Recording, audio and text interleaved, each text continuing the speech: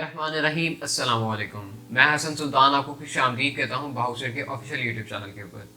जैसे कि आप सब लोग जानते हैं कि मैं आपको डीएचए लाहौर के मार्केट रेट के साथ और मार्केट ट्रेंड के साथ गाइड करता रहता हूँ।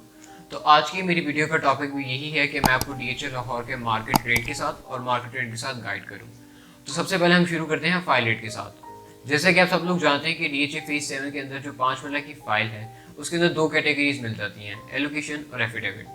अगर मैं एलोकेशन फाइल प्राइस की बात करूं तो इस टाइम जो एलोकेशन फाइल है वो हमें तकरीबन मार्केट में 36,75,000 से लेके 37,25,000 के बिटवीन में मिल जाती है। अगर मैं इसके एफिडेविट फाइल की बात करूं तो एफिडेविट जो फाइल है वो हमें इस टाइम मार्केट में तकरीबन 41 लाख से लेके 41,50,000 के बिटवीन में ईजिली मिल जाती है। अगर मैं इसके 7 मल्ला फाइल की बात करूं तो 7 मल्ला की जो फाइल है वो हमें तकरीबन 52 लाख से लेके 52,50,000 के बिटवीन में ईजिली मिल जाती है। और अगर मैं इसके 4 मल्ला कमर्शियल की बात करूं तो इस टाइम जो मार्केट में इसका जो रेट देखा जा रहा है वो काफ़ी ज़्यादा नीचे है। इस टाइम जो एलोकेशन फाइल है वो तकरीबन हमें 1 करोड़ 39 लाख से लेके 1 करोड़ 39,50,000 के बिटवीन में ईजिली मिल जाती है।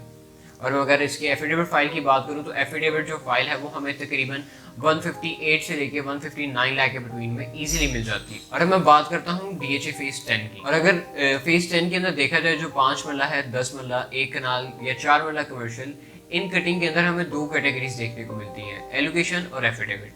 अगर मैं एलोकेशन फाइल की बात करूं तो इस टाइम जो एलोकेशन फाइल है वो हमें तकरीबन 28,75,000 से लेके 29 लाख के बिटवीन में मिल जाती है। और अगर मैं एफिडेविट फाइल की बात करूं तो एफिडेविट जो फाइल है वो हमें तकरीबन 29,50,000 से लेके 29,75,000 के बिटवीन में इजीली मिल जाती है।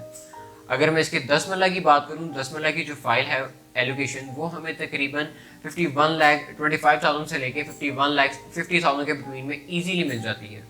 और अगर मैं इसकी एफिडेविट फाइल की बात करूं तो एफिडेविट जो फाइल है वो हमें तकरीबन 52,50,000 से लेके 52,75,000 के बिटवीन में इजीली मिल जाती है।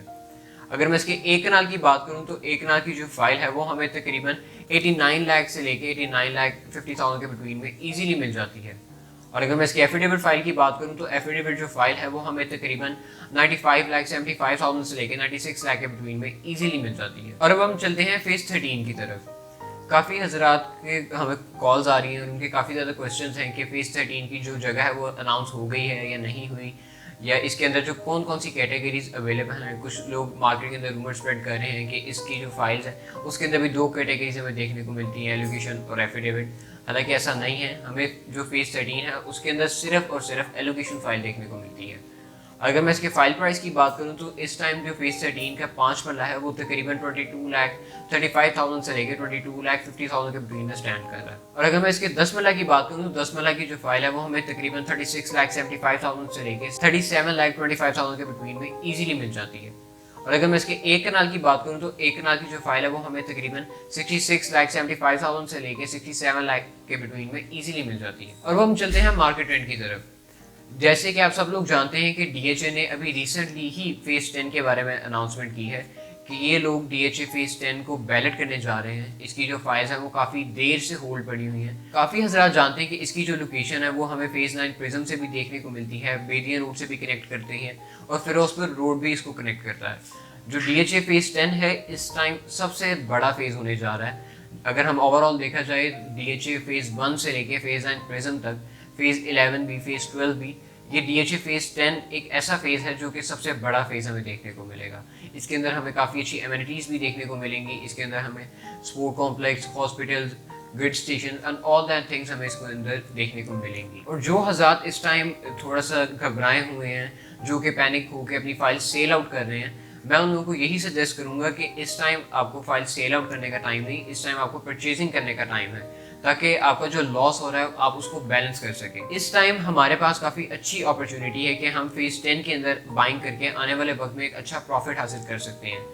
आइदर उन्होंने फेज 7 के अंदर इन्वेस्टमेंट की है या फेज 13 के अंदर इन्वेस्टमेंट की है हाई प्राइसेस के ऊपर और उनको इस टाइम लॉस हो रहा है, तो वो इस टाइम फेज 10 के अंदर इन्वेस्टमेंट करके आने वाले वक्त में एक अच्छा प्रॉफिट हासिल कर सकते हैं।